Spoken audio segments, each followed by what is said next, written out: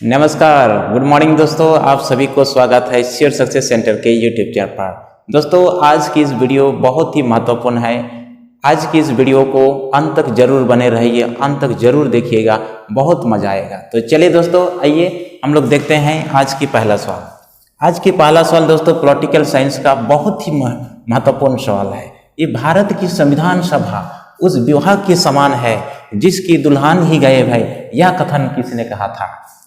भारत की संविधान सभा उस विवाह के समान है जिसकी दुल्हन ही गायब है, यह कथन किसने कहा था? दोस्तों, यह कथन विंस्टन चर्चिल ने कहा था। यह कथन किसने कहा था दोस्तों? विंस्टन चर्चिल ने कहा था कि यह सभा तो ऐसा लग रहा है किसी विवाह में दुल्हन ही गायब होने की संज्ञा दिया था। दोस्तों, यह बात कब कहा था? यह बात दोस्तों 9 दिसंबर 1946 को में जो प्रथम बैठक हुआ था, और इस संविधान सभा के प्रथम बैठक में केवल 207 सदस्य उपस्थित हुए थे।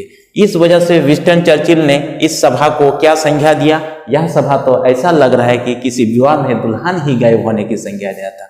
तो 9 दिसंबर 1946 को जो प्रथम बैठक में 207 सदस्य उपस्थित हुआ था, और इस समय दोस्तों महिला के बारे में आपको पूछा जाएगा तो महिला केवल 9 महिला ही इस समय उपस्थित हुई थी। कितने महिला उपस्थित थे? 9 महिला थे। और इस सभा के यानी कि संविधान सभा के प्रथम बैठक को दोस्तों डॉक्टर सचिदानंद सिन्हा ने इसमें क्या किया था? इसमें अध्यक्षता किया था। डॉक्टर सचिदानंद सिन्हा ने इसने क्या किया? इस प्रथम बैठक को अध्यक्षता किया था। डॉक्टर सचिदानंद सिन्हा दोस्तों ये वरीयता के आधार पर इसको बुजुर्ग के आधार पर इसको प्रायोरिटी दिया था, इस वजह से इसको अध्यक्षता करने के लिए मौका दिया था। दोस्तों, डॉक्टर सचिदानंद अस्थायी अध्यक्ष चुने गए थे, लेकिन संविधान सभा की जो दूसरी बैठक जो हुआ था दोस्तों 11 दिसंबर 1946 को हुआ था। 1946 को हुआ था, और इस दूसरी बैठक में दोस्तों संविधान सभा के जो है ये स्थायी अध्यक्ष चुने गए। कौन? डॉक्टर राजेंद्र प्रसाद को। डॉक्टर राजेंद्र प्रसाद को दोस्तों स्थायी अध्यक्ष चुने गए। कब? दूसरी बैठक में संविधान सभा का 11 दिसंबर 1940। दोस्तों, तीसरी बैठक के संबंध में आपको पूछा जाए तो आप कितना बताएंगे? 13 दिसंबर 1940 को। दूसरी बैठक कब हुआ था दोस्तों? 13 दिसंबर 1940 को हुआ था। और इस समय एक बहुत बड़ा काम किया था, वो काम था उद्देश्य का प्रस्ताव पंडित नेहरू के द्वारा संविधान सभा में प्रस्तुत किया था। ठीक है दोस्तों, तो इसका सही उत्तर क्या होगा दोस्तों? विंस्टन चर्चिल होगा। विंस्टन चर्चिल ने यह बात कहा था। दोस्तों लॉर्ड साइमन भारत का संविधान सभा को क्या कहा था? लॉर्ड साइमन भारत के संविधान को क्या कहा दोस्तों? हिंदुओं का संस्था कहा था। लॉर्ड साइमन ने क्या कहा था दोस्तों? हिंदुओं का संस्था। लॉर्ड साइमन ने क्या कहा था? तो भारत के संविधान को हिंदुओं का संस्था कहा था। हिंदुओं का संस्था किसने कहा था दोस्तों? लॉर्ड साइमन ने। लॉर्ड साइमन ने भारत के संविधान को हिंदुओं का संस्था कहा। ग्रैनविल ऑस्टिन ने क्या कहा दोस्तों? ग्रैनविल ऑस्टिन ने क्या कहा दोस्तों? ग्रैनविल ऑस्टिन ने क्या कहा था दोस्तों? जल्दी से बताइए, ग्रैनविल ऑस्टिन ने क्या कहा था?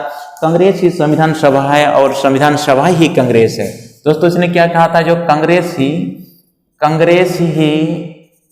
संविधान सभा है और संविधान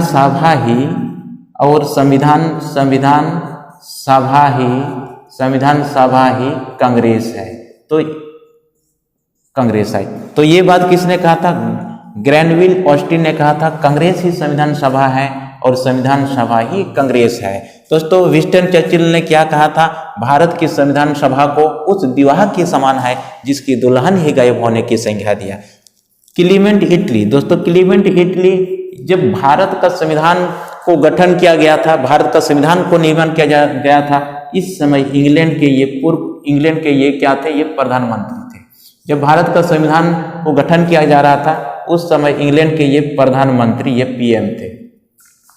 भारत का संविधान को निर्माण करने के समय इंग्लैंड की जो कौन प्रधानमंत्री थे? इंग्लैंड के जो है कौन थे? Clement Italy. विंस्टन चर्चिल ने ये कथन कहा था जिसकी दुल्हन ही गायब है। ग्रैनविल ऑस्टिन ने कांग्रेस ही संविधान सभा है, संविधान सभा ही कांग्रेस की ये कथन है।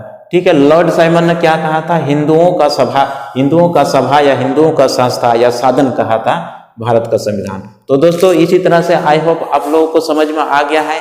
तो चलिए अगले प्रश्न की ओर चलते हैं, जल्दी से इसकी स्क्रीनशॉट करें।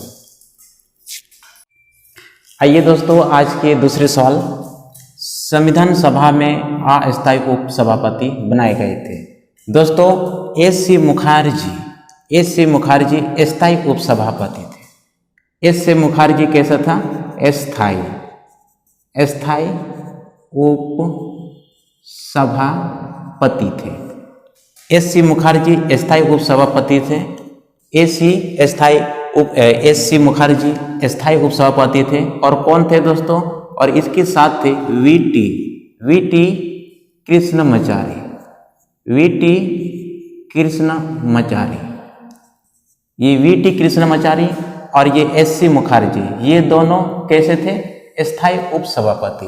अस्थायी उपसभापति कौन थे दोस्तों? अस्थायी उपसभापति कौन थे? डॉक्टर सचिंद्र सिन्हा। डॉक्टर सचिंद्र सिन्हा अस्थायी उपसभापति थे। डॉक्टर सचिंद्र सिन्हा अस्थायी उपसभापति थे संविधान सभा का। और फ्रैंक एंथोनी ये लोकसभा में सर्वाधिक बार लोकसभा में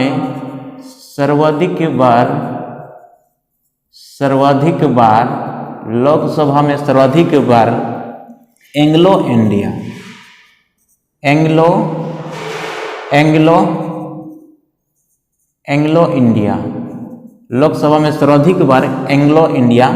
मनोनीत किए जा चुके हैं।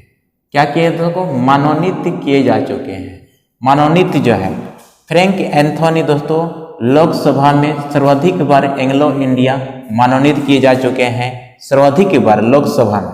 दोस्तों बी एन राव दोस्तों बहुत ही ये महत्वपूर्ण व्यक्ति थे दोस्तों भारत का संविधान को निर्माण करने में। बी एन राव के सुझाव पर ही दोस्तों भारत के संविधान को निर्माण किया गया था। भारत का संविधान का जो प्रारूप जो तैयार किया गया था बी एन के सुझाव पर ही बनाया गया था। बी एन ने ही तैयार किया था भारत का संविधान। तो बी एन राव ये ब्रह्मा का संविधान को बनाने में भी इसका बड़ा योगदान था दोस्तों। बी एन राव ही दोस्तों जो सदस्य थे संविधान सभा को निर्माण करने में सहायक तो किया था, लेकिन वो संविधान सभा का सदस्य नहीं थे। संविधान सभा के बिना सदस्य होते हुए संविधान सभा को निर्माण करने में बड़ा योगदान था B N Rau. B N Rau का पूरा नाम है दोस्तों बेनेगल नरसिंह राव। दोस्तों ये बहुत इंपॉर्टेंट है, ये बहुत इंपॉर्टेंट व्यक्ति है बी एन राव, बेनेगल नरसिंह राव। बेनेगल नरसिंह राव बहुत इंपॉर्टेंट है। बर्मा का संविधान को निर्माण करने में इसका बड़ा योगदान था। और भारत की ओर से ये पहली जज इंटरनेशनल कोर्ट की यदि देखा जाए तो बी एन राव ने ही थे। बी एन राव ने ही थे दोस्तों भारत के प्रथम जो व्यक्ति थे जो है इंटरनेशनल कोर्ट। तो आइए दोस्तों आज के तीसरे सवाल पर चलते हैं। आज का तीसरा सवाल बोर्ड पर लिखा गया इस तरह से, संविधान सभा के प्रथम बैठक से अंतिम बैठक में कुल समय लगा था। तो संविधान सभा के प्रथम बैठक से अंतिम बैठक में कुल समय लगा था। दोस्तों संविधान सभा का जो प्रथम बैठक कब हुआ था? तो संविधान सभा का प्रथम बैठक जो 9 दिसंबर 1946 को हुआ था। संविधान सभा का प्रथम बैठक कब हुआ था दोस्तों? 9 दिसंबर 1946। दोस्तों अंतिम बैठक कब हुआ था दोस्तों? तो अंतिम बैठक कब हुआ था?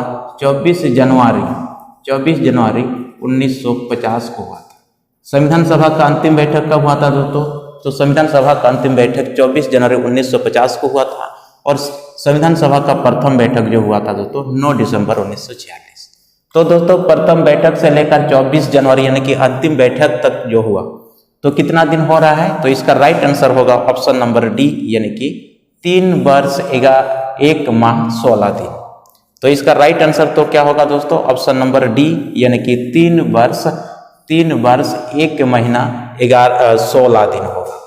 और ये दोस्तों ये 2 वर्ष 11 माह 18 दिन ये संविधान सभा के प्रथम बैठक से लेकर 9 दिसंबर 1946 से लेकर दोस्तों यदि हम देखें तो 26 नवंबर 1949 तक 1949 तक यदि आपको सवाल पूछा जाता कि संविधान सभा को निर्माण करने में कितना दिन लगा था, तो ये आपका राइट आंसर होना चाहिए 3 वर्ष 1 महीना 16 दिन और 2 वर्ष 11 महीना 18 दिन। ये छोटे मोटे बुक में आपको देखने को मिलेगा, तो लेकिन एग्जैक्टली आपका सही उत्तर क्या होना चाहिए, 3 वर्ष 1 महीना 16 दिन होना चाहिए। तो इस सवाल के दृष्टि से तो आपका सही उत्तर क्या होगा, ऑप्शन नंबर डी होगा, ऑप्शन नंबर डी होगा। और छोटे मोटे परीक्षाओं के दृष्टि से देखा जाए तो इसका राइट आंसर क्या होना चाहिए दोस्तों, ये 2 वर्ष 11 महीना 18 दिन ये संविधान सभा को निर्माण करने में लगा समय है। लेकिन आपका सवाल यहाँ पर थोड़ा सा कुछ टेक्निक किया गया है दोस्तों, प्रथम बैठक से लेकर अंतिम बैठक पूछा गया। तो अंतिम बैठक तो दोस्तों 24 जनवरी 1950 को हुआ था और इस अंतिम बैठक में दोस्तों कुल कितने 284 सदस्य ने उपस्थित हुए थे। 284 सदस्य ने ये हमारे संविधान में हस्ताक्षर किए थे।